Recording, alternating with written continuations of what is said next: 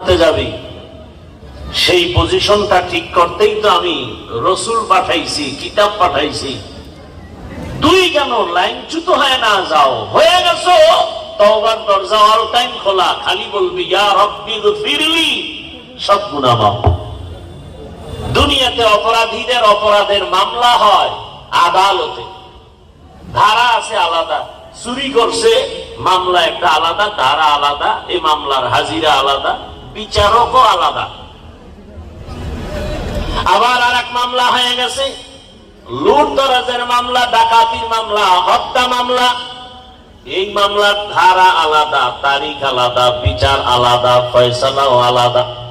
এরকম 10টা মামলার 10টা হাজিরা, 10টা ধারা।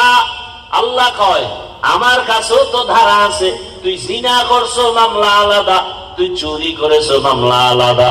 কিন্তু আমি আল্লাহর কাছে হাজিরা আলাদা আলাদা নাই, বরং তুই যত মামলার আসামি হও বলবি ইয়া আল্লাহুল মুস্তাআন, ইয়া রাব্বি গফিরলি।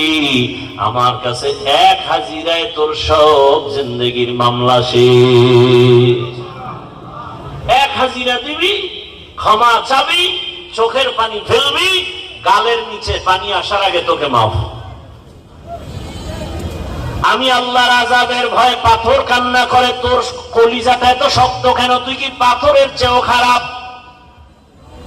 সুম্মা কাসাত কুলুবুকুম মিন বাদি যালিকা ফাহিয়া কাযাবের ভয়ে পাথর পর্যন্ত কান্না করে।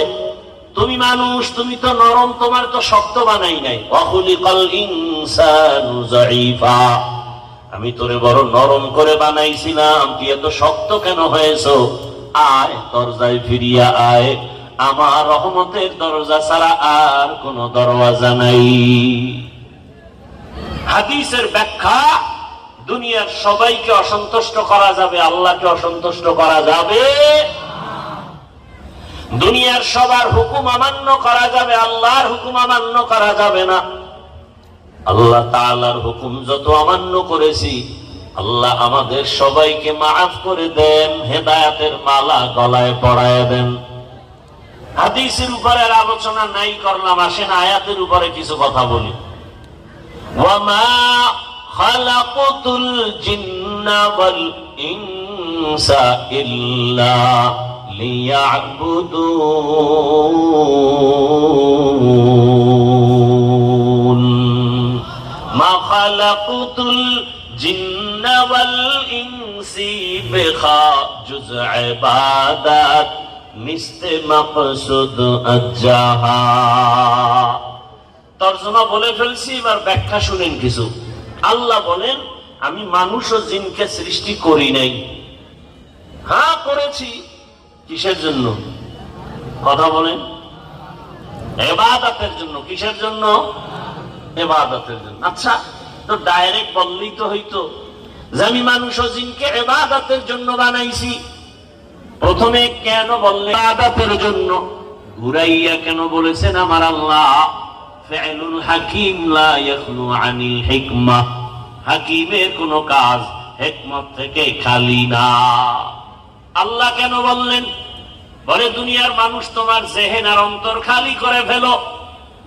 তুমি কি, তোমাকে দুনিয়াতে বানানোই হয় নাই, কথার উপরে এক হয়ে যাও।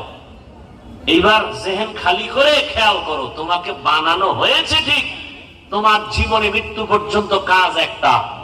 তোমার জীবনে 2 কাজ নাই। কয় কাজ? এক কাজ। কাজের নাম ইবাদত।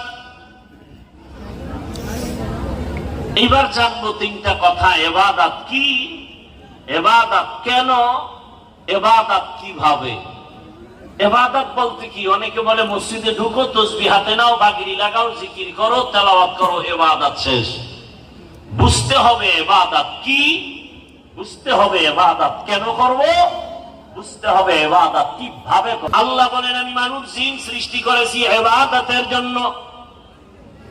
অধিকাংশ মুফাসসিরিনে কেরাম এখানে তরজমা লিখছেন ইবাদতের জায়গায় লিয়াবুদুনের ব্যাখ্যায় বলেছেন আয় লিয়ারিফুন। আরাফা ইয়ারিফু থেকে মারিফাত, মারিফাত মানে পরিচয় লাভ করা। কার পরিচয়? আরো আস্তে করে বলেন। তাহলে আয়াত কি হবে? ওয়ামা খালাকুতুল জিন্না ওয়াল ইনসা ইল্লা লিয়ারিফুন। আল্লাহ বলেন আমি মানুষ ও জিন সৃষ্টি করেছি মারিফত অর্জন করার জন্য। তো ইবাদত দিয়া মারিফত উদ্দেশ্য, মারিফত মানে পরিচয়।